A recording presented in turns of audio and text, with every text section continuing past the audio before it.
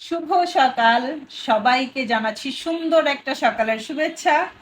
তো আজকে আমি বানাইলাম সকালে নাস্তা হিসেবে আলু ভাজি, তারপরে দুধ গরম করেছি, খেজুর গরম করেছি।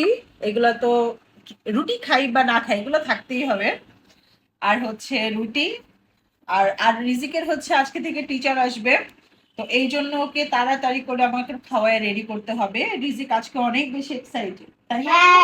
হ্যাঁ, দেখেছেন? অনেক বেশি এক্সাইটেড পড়ার জন্য।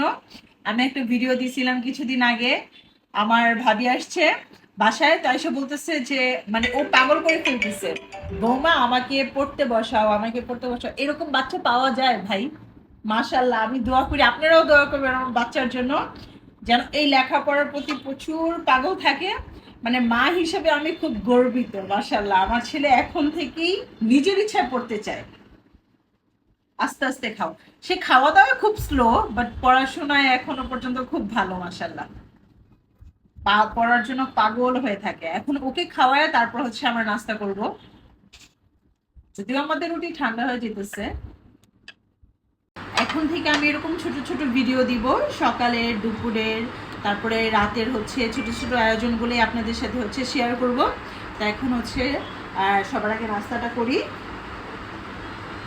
আল্লাহ হাফেজ।